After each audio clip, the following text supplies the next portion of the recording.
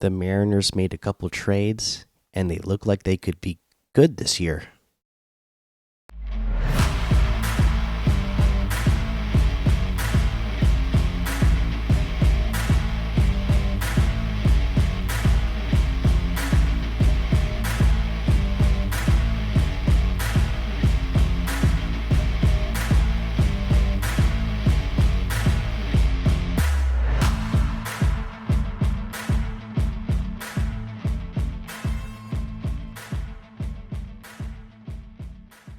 Welcome back to another episode of the Seattle Sports Show, where we love Seattle pro sports. I'm your host, Mikey. And today we are talking about the trades that the Seattle Mariners made this week. This week in general has been very busy in Seattle sports. There's so much to go over. We obviously just talked about hiring Seahawks head coach. Now he's had a press conference. The Storms are making big trades and signing huge players. The Rain have been signing huge players. There's a lot of stuff going on in Seattle sports right now.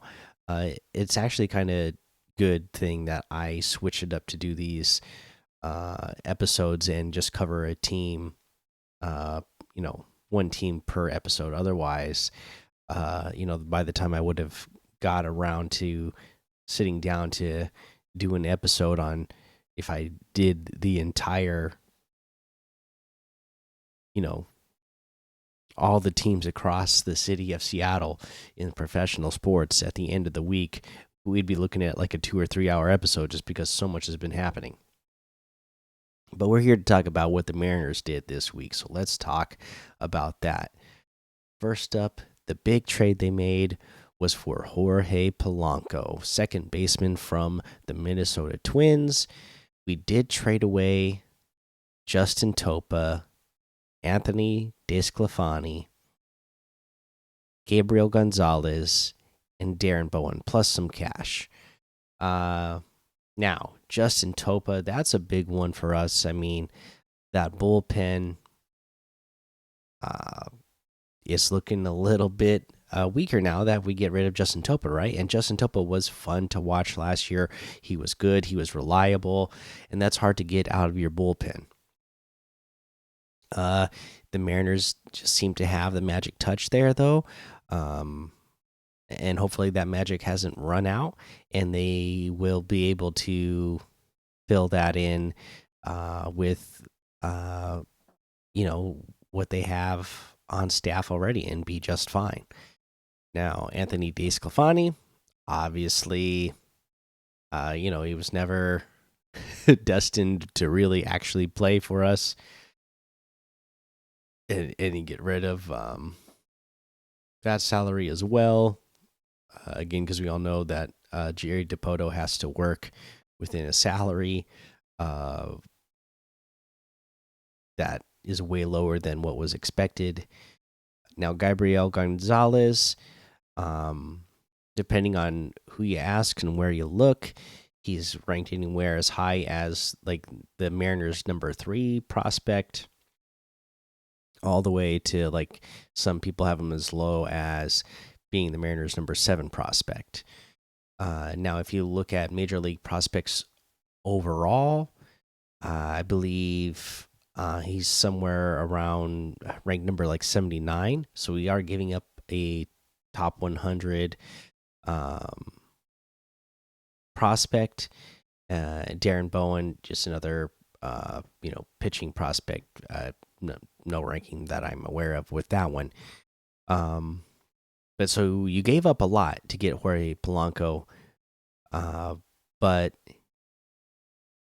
you didn't give up what you thought you were going to have to give up this offseason to get a bat. Everybody was talking about we're going to have to trade Bryce Miller or Brian Wu to get a bat back because that's what it's going to take, in this market. Well, again, Jerry DiPoto, Justin Hollander working their magic, and they get rid of a bullpen pitcher, somebody that uh, you know, would not have been in the starting rotation, but could have been, an extra starter if needed in Desclafani. You get rid of an unknown in Gabriel Gonzalez and Darren Bowen, uh, but you bring back the big time bat that we were hoping to get on this team, and you got to be pretty happy with that. This really makes our lineup look really good. Now, up on screen right now, I have MLB Network's, uh, you know, what they say their potential starting lineup for the Mariners could be. They have it as J.P. Crawford 1, then Julio, then Jorge Polanco, then Mitch Garver, then Cal Raleigh, then Ty France, then Luke Raley, then Mitch Haniger, then Josh Rojas. Listen to that lineup I just read to you. That would be our opening day lineup. Doesn't that sound so much better than last year's opening day lineup? We actually have a real legitimate uh, designated hitter. Somebody that is what they were brought here to do this year. You actually have some pop at second base, and again, I didn't think that was going to be as bad as it was last year.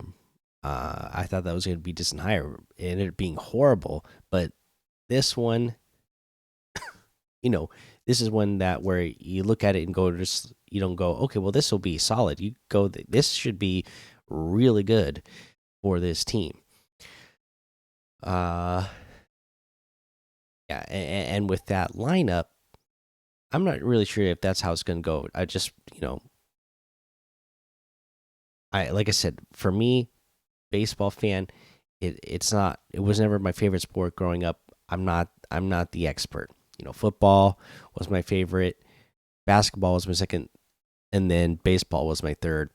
It wasn't until the they took the Sonics away from us that I kind of shunned basketball there for a while, and then baseball over the last 10, 15 years now has been my second favorite.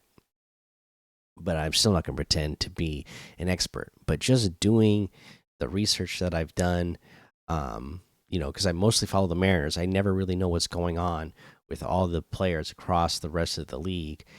Now, doing my research on Jorge Polanco, it looks like he does normally bat somewhere 1 through 3, but this last year he did bat out of the 5 hole a lot more after coming back from his injury. So could we see that? Because I don't know if this lineup sounds quite right to me with what they have.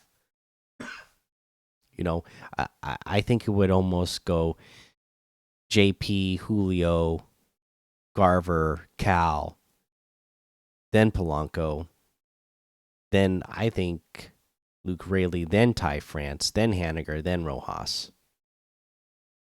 I don't know, below if that's what it was, but and again, me not being an expert, just with my amateur eyes, I think that's to me what would be a good lineup. But let me know in the comments what you think. What's the lineup that you want to see now that we have Jorge Polanco? And tell me what you think of my lineup. Is that good, or you go, yeah, you know what? You clearly have amateur eyes that you don't like that one. Let me know either way in the comments. Um, Now, the issue with Jorge Polanco, though, as I just mentioned a minute ago, is injury. He's coming off a couple of years in a row where he's had injuries and hasn't played full seasons. Last year in 2023, just playing in 80 games. Uh, so missing, half the season. He was very, or played a very crucial role in the Minnesota Twins making the playoffs, though. That's how important he was once he came back. So if we can get him to play most of the season, then I think that's going to be really good. And if you go look on Fangraphs, they project that yes, it would be really good. They have him projected to play 139 games, 602 at bats, 22 home runs with a 253 average, 331 on base percentage, WRC plus of 115, and a WAR of 2.9. That all sounds great to me. Sounds like an all-star player. Be great if that really is the way that works out, that we're adding an all-star player to this lineup. Again, that's going to be all, reliant on him staying healthy, and that's a lot of our lineup. Actually, I mean, they show Rojas here, but we know that he's going to be platooning with Urias. So Urias in there, Haniger, Rayleigh, Polanco, Garver. We're talking. We got a lot of players with a lot of injury history and potential to where this could really blow up if we get a couple of them injured at the same time, right? So it's going to be, we're all going to have to keep our fingers crossed and really hope that everybody has like the healthiest season that they've had in the last couple of years. So, as good as it looks, I am a little bit worried just based on the injury history of these players. But when you look at the projections, it does make you have to be a little bit excited about what this team is potentially going to be this year. Okay, now the other trade that we made was a smaller trade, but still a good trade in my eyes. We traded with Kansas City Royals. We traded for Samad Taylor, and all we sent was a player to be named later and cash. So, didn't really cost you anything except for a little bit of cash, right? And not much. I'm expecting because we're talking about a minor league player that he got in last year. He got in 31 games. He had 31 games, 60 at bats, had 12 just hit 12 hits. That ended up being for a 200 average, but didn't get in very much. Now, with that though, he had 8 stolen bases, so I'm thinking that's what they're after. They're after that speed. He's not going to make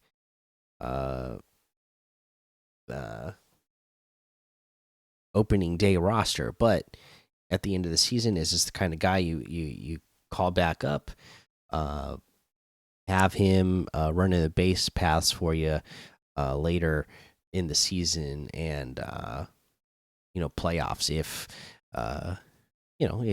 we make it that far, as we are all hoping that we do. Now that's the trades that we made so far. We're sitting here today, the day I'm recording this, we are exactly 2 weeks away from pitchers and catchers' first workout at spring training. Do you think the Mariners are done?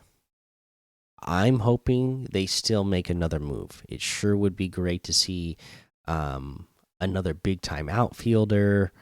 Bat with the bat wise, brought in. I still wouldn't mind seeing another starting pitcher brought in here. I mean, when the day that we got Jorge Polanco, a lot of people had heard that there was a trade coming, and people were, for some reason, thinking that we were trading a pitcher for another pitcher. I'm glad that wasn't the case because that just didn't seem like that would have made much sense, especially for the pitcher that we were bringing in. But I think we're sitting at 123 million right now, and they said that even though it's not going up as much as they thought it was going to go up, that's what Jerry DePoto thought he was going to be getting to spend this year. It's not going up as much as he thought. He said it is going up, and by the end of the season, they will be able to spend more than they did last year. So, I think that gives us around, people are estimating that's probably around like 20 million more that you have to play with. You could go out and get a bat for that, an outfield bat. You can also get another starting pitcher. And with that starting pitcher, that allows you to get maybe Brian Wu in the bullpen a little bit more and kind of save his arm a little bit for this year. Maybe it wouldn't be a bad idea, and then he could be that spot starter every once in a while as well if he needed. But it would be a way to improve the starting pitching while also improving the bullpen at the same time, because you're talking about moving one of those young arms that might be limited in how much they're going to pitch in the year anyways to the bullpen for a larger amount of the time. Let me know what you think of that thought process. Would you want to go out and getting a starter pitcher and move Wu to the bullpen for some of the year, or do you just are you just thinking, yeah, I just want to go out and get an outfielder, another bat for that to add to this lineup? Either way, I would be pretty happy with those type of moves. All right, well, that's what happened this week with the Mariners. Again, expect a lot of episodes to come this weekend, because there's a lot to talk about, because there's so much happening in Seattle sports right now across all of the major teams. So, we have a lot to go over, and I'm excited about that. It just makes it so much fun to be a Seattle sports fan right now. All right. So let me know what you think of all these trades, what you think of the lineup, and how do you feel about the Mariners' outlook for this season now? You think they're making it to the playoffs? After this move with Jorge Polanco, I am feeling quite good about it. I'm feeling like we will be better than we were last year. Again, granted, that's everybody stays healthy. All right. Well, thanks for listening to the Seattle Sports Show, where we watch legends awaken. So take cover, because with the sea of sound, you will see us rise to reign supreme and win forever.